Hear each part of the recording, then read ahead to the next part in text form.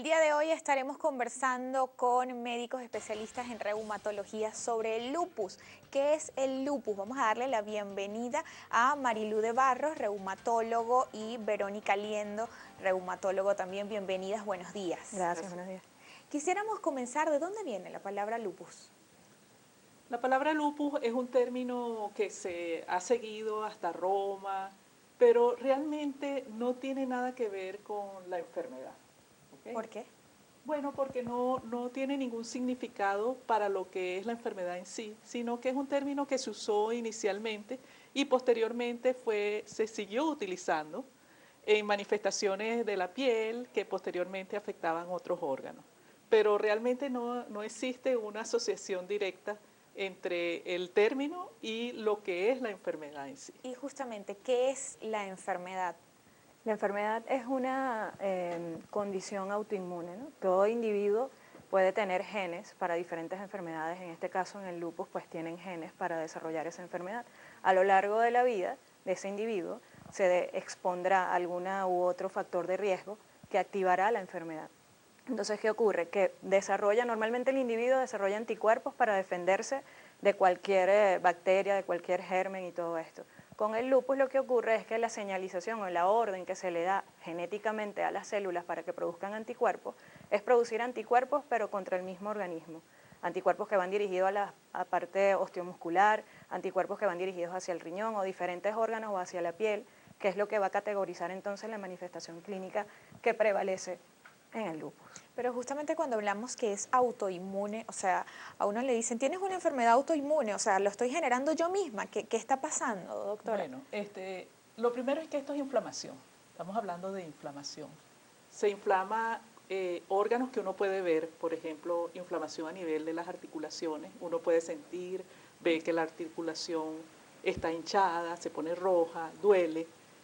La piel puede tener manifestaciones en la piel de inflamación y en ese caso pueden aparecer manchas, sobre todo en el lupus se habla de que hay un eritema, un enrojecimiento a nivel de todo lo que es la cara en forma de mariposa.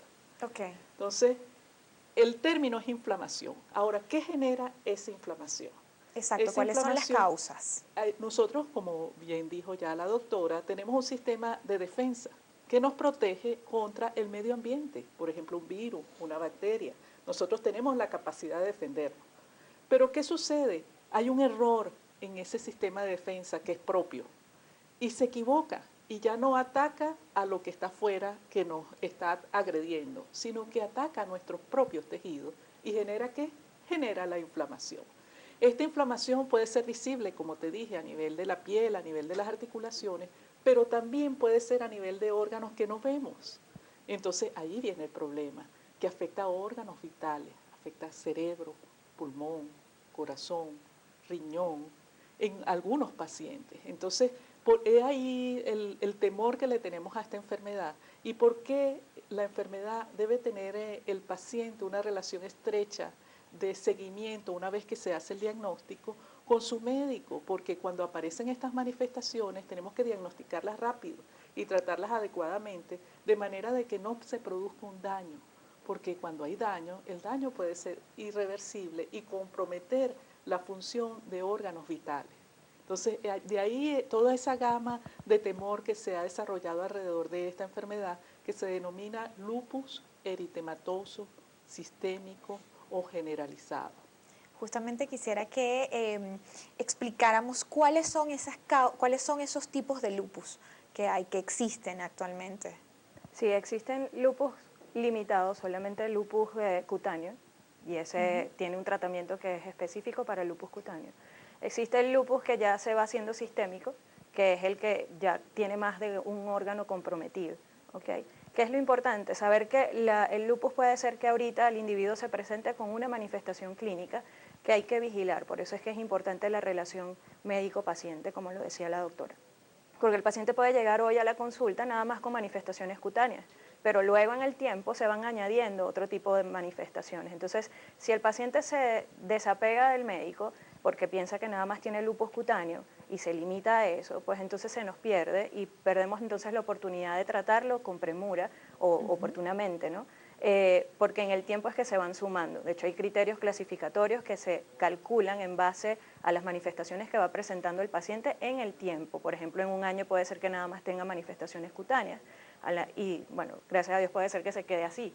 Pero en el tiempo también puede, en un año o menos o más, puede manifestar articular o puede manifestar riñón. Entonces, por eso es que es importante tanto que sea un médico especialista en el área que supervise todos los órganos, que no se nos escape nada, porque muchas veces pasa que el paciente va únicamente al dermatólogo porque le dijeron que tiene lupus cutáneo y hasta allí llegó.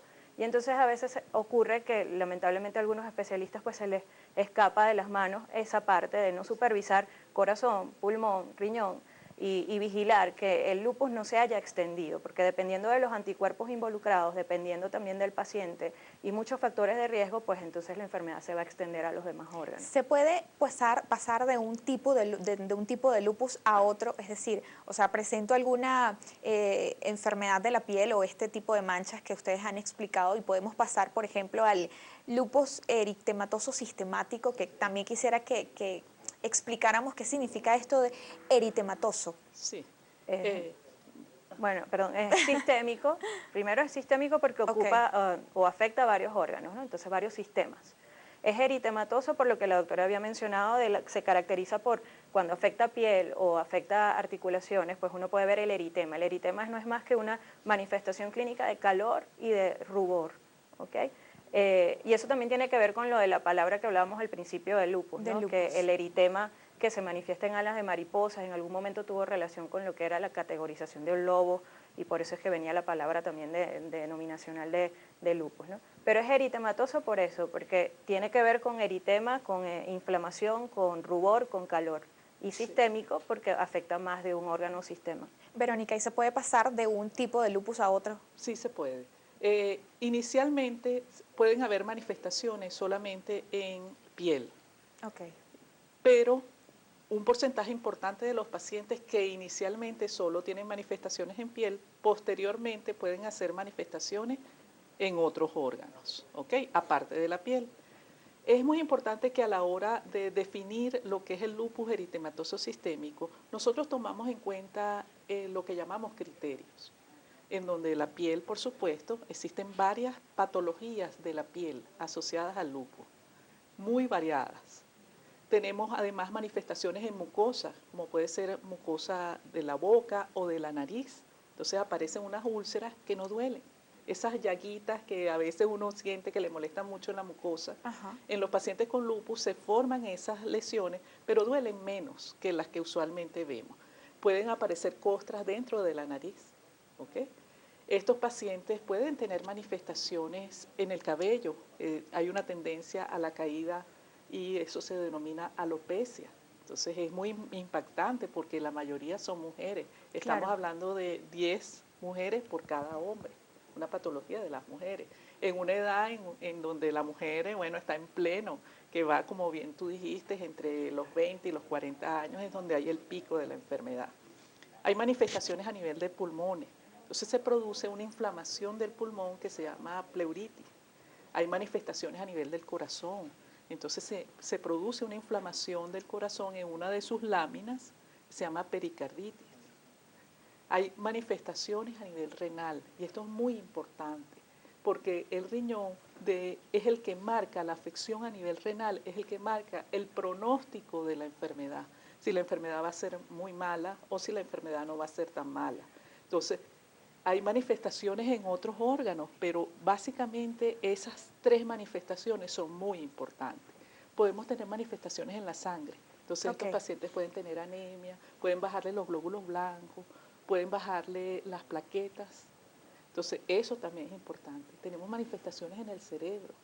Entonces, en algunos casos, no es lo más frecuente, pero podemos tener convulsiones asociadas a esas manifestaciones. Usted bien ha dicho que es más frecuente en mujeres y justamente hay datos del Centro Nacional de Enfermedades Reumáticas que dice que solo en de 10 a 15% de los casos tiene sus comienzos después de los 50 años y en un 20% antes de la pubertad y la mayoría son mujeres. ¿Por qué en las mujeres y no en hombres? Tiene que ver con las hormonas, tiene que ver con el estrógeno más que todo, por eso es que es más frecuente en la edad reproductiva de la mujer.